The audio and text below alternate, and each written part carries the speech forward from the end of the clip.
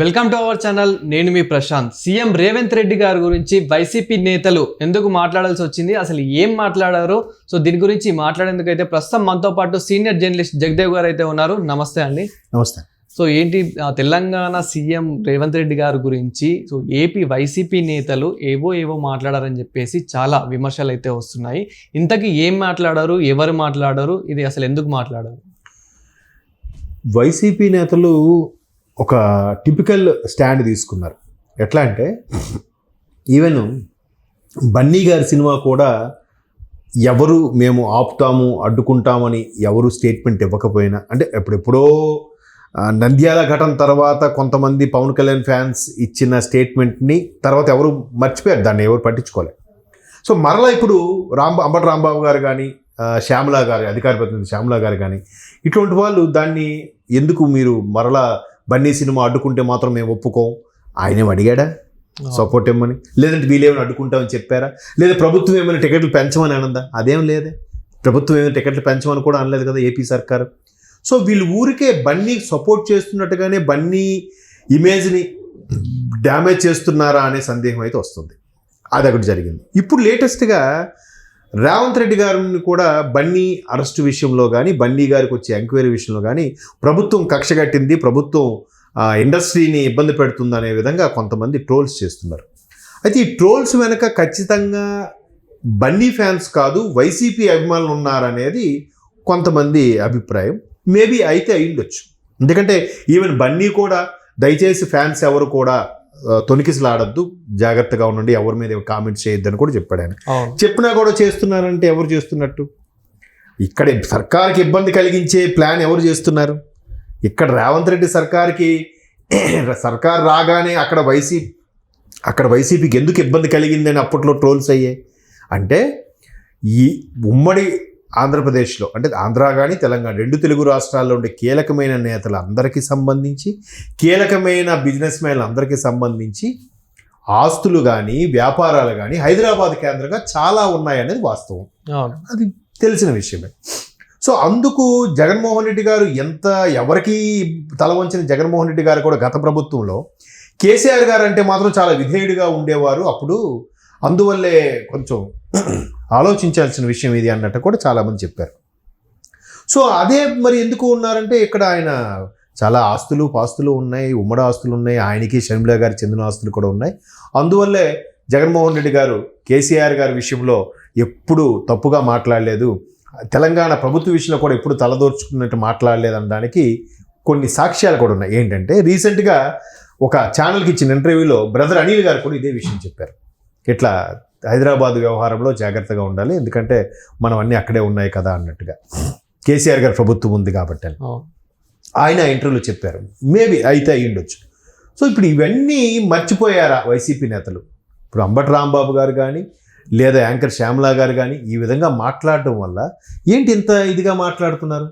రేపొద్దున్న ఇక్కడ ఉన్న ఆస్తులు కానీ ఇక్కడున్న ఇప్పుడు జగన్మోహన్ రెడ్డి గారికి చెందిన ఛానల్ ఉంది, ఆ ఛానల్ ఎక్కడ మెయిన్ బేస్ హైదరాబాద్, లేదా ఆయన పాస్తులు ఉన్నాయి, లేదా ఆయనకి ఇంకో వేరే సిమెంట్ ఫ్యాక్టరీ సంబంధించిన హెడ్ ఆఫీసులు, ఇవన్నీ ఎక్కడ ఉన్నాయి? హైదరాబాద్లోనే కదా ఉన్నాయి. మరి ఇవన్నీ మర్చిపోయి ఆ స్థానిక వాళ్ళకి సంబంధించిన అధికార ప్రతినిధులు నాయకులు మాట్లాడితే రేపొద్దున్న పరోక్షంగా వీటికి ఇంపాక్ట్ ఉంటుందా ఉండదా అనేది అందరికీ మెదులుతున్న ప్రశ్న. మరి ఇవన్నీ తెలుసు కూడా వీళ్ళు ఎంత ధైర్యంగా ఎలా మాట్లాడగలుగుతున్నారు? ఒక విధంగా మేనేజ్మెంట్ నుంచి వచ్చిన ఇన్స్ట్రక్షన్స్ ప్రకారమే శ్యామలా గారు కానీ అంబటి రాంబాబు గారు కానీ మాట్లాడతారు. అంటే వైసీపీ అధిష్టానం నుంచి వచ్చిన ఇన్స్ట్రక్షన్ ప్రకారం. మరి ఆ వైసీపీ అధిష్టానం మీ ఇన్స్ట్రక్షన్స్ ఇచ్చిందా, వీళ్ళు సొంతంగా మాట్లాడుతున్నారా? ఒకవేళ ఇచ్చినా మాట్లాడుతున్నారంటే వైసీపీ వాళ్ళు ఇక్కడ పాస్తులు ఉన్నాయనే విషయం భయపడకుండా దీని గురించి పట్టించుకోకుండా మాట్లాడుతున్నారా? లేదా హైదరాబాద్కు చెందిన ఆస్తులన్నీ కూడా షర్మిలా గారికి చెందినవే కాబట్టి ఈ మధ్యకాలంలో జగన్మోహన్ రెడ్డి గారు ఎప్పుడైనా రిలాక్స్ అవ్వాలన్నా ఏం చేయాలన్నా బెంగళూరు ప్యాలెస్కి వెళ్తున్నారు తప్ప హైదరాబాద్కు రావట్లేదు అనేది మన వార్తల్లో చూస్తున్నాం. మేబీ వస్తున్నారు లేదో మనకు తెలియదు. సో ఆయనకి హైదరాబాద్లో ఉండే సత్సంబంధాలు కానీ హైదరాబాద్లో జరిగే పాస్తులు కానీ ఆయనకి చెందినవి కాదు కాబట్టే ఆయనకి చెందిన నాయకులతో, ఆయనకి చెందిన అధికార ప్రతినిధులతో రేవంత్ రెడ్డి ప్రభుత్వం మీద దురుసుగా కామెంట్స్ చేపిస్తున్నారు అనేది ఒక వార్త. సో అంటే మనకి ఏపీలోనే కాదు తెలంగాణలో కూడా చూసుకున్నట్లయితే చాలా మంది రేవంత్ రెడ్డి గారిని రెచ్చగొడుతున్నారని కూడా చెప్పవచ్చు. అంటే ఇది ఈ యొక్క విషయంలో ఏదైతే ఈ పుష్ప 2 ఇప్పుడు ఉందో అవును, మనం నేను ఇంతకు ముందే చెప్పాను ఇది ఇది ఖచ్చితంగా సోషల్ మీడియాలో జరిగిన ఒక వైరల్ అంశం వల్లే ఆ పుష్ప 2 ఏదైతే అమ్మాయి చనిపోయిందో అది ఎక్కువైంది. సో అక్కడ ఆయన నిజంగా బన్నీ గారి ప్రమేయం లేదు. ఆయన చూడాలని వచ్చినో లేదా పెర్మిషన్ ఉందో లేదో క్యాజువల్గా వచ్చి చూసి వెళ్ళిపోయాడు. ఈ ట్రోల్స్ చేసేవాళ్ళు కొంతమంది ప్రతిపక్షాలు కూడా దాన్ని రెచ్చగొట్టాయి. మీడియా కూడా చెప్పాను, నేషనల్ మీడియాతో సహా మీరు ఎందుకు బన్నీని అరెస్ట్ చేశారు, మీరు అంత పెద్ద సూపర్ స్టార్ని ఎలా అరెస్ట్ చేస్తారు. మరి అదే నేషనల్ మీడియా సంజయ్ దత్ గారు అరెస్ట్ చేసినప్పుడు ప్రశ్నించిందా? సల్మాన్ ఖాన్ గారు లాంటి వారిని అరెస్ట్ చేసినప్పుడు ప్రశ్నించిందా?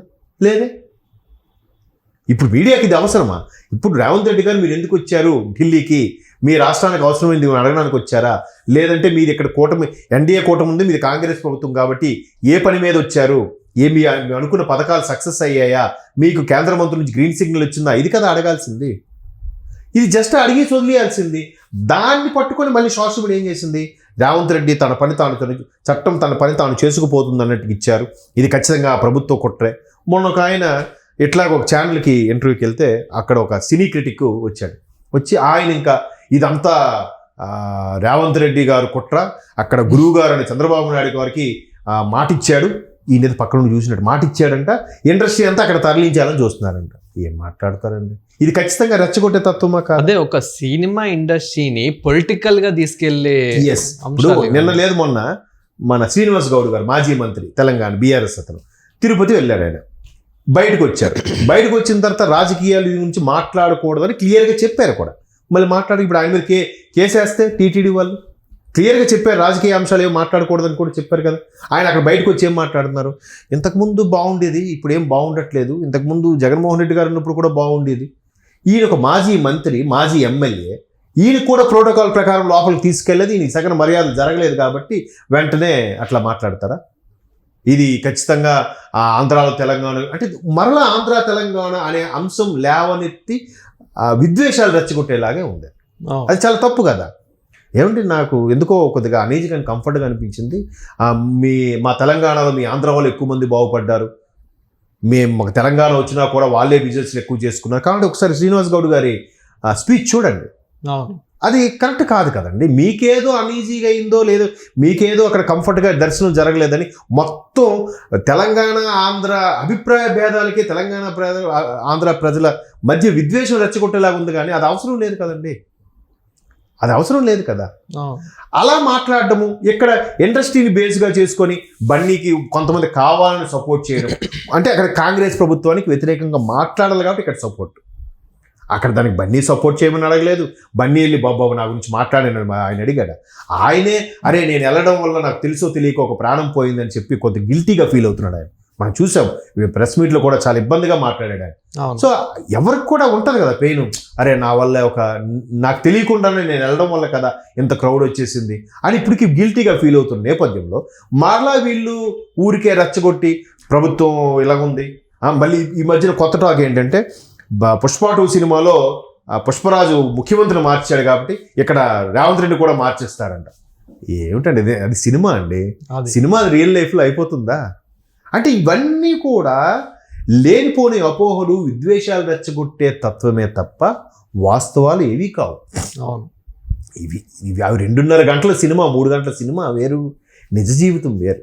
కాబట్టి దయచేసి ఎప్పటికైనా మరల ఈ ఆంధ్ర తెలంగాణ విద్వేషాలు రెచ్చగొట్టకుండా, ఇండస్ట్రీ అక్కడికి వెళ్ళిపోతుందంట, ఇక్కడ ప్రభుత్వం ఇది ఏందంట, ప్రభుత్వం ఇంకొక 6 నెలల్లో కూలిపోతుంది, ఇలాంటివి దయచేసి బ్యాడ్ గాసిప్స్ ప్రోపగాండాలు లేకుండా మరలా అంత సర్దుమొనిగేలాగా ఇండస్ట్రీ కూడా పచ్చగా ఉండేలాగా ప్రయత్నించాలని అందరికీ మనవి చేస్తున్నాను. దాంట్లో భాగంగా వైసీపీ వాళ్ళు కూడా మరి వాళ్ళకి ఇలా రెచ్చగొడితేనే కదా వాళ్ళకి హ్యాపీగా ఉండదు, ఎందుకంటే వాళ్ళ ప్రతిపక్ష హోదా కూడా లేదు కాబట్టి వైసీపీ వాళ్ళకి. సో వాళ్ళు ఈ విధంగా ప్లాన్ చేస్తున్నారు అని నేను అభిప్రాయపడుతున్నాను.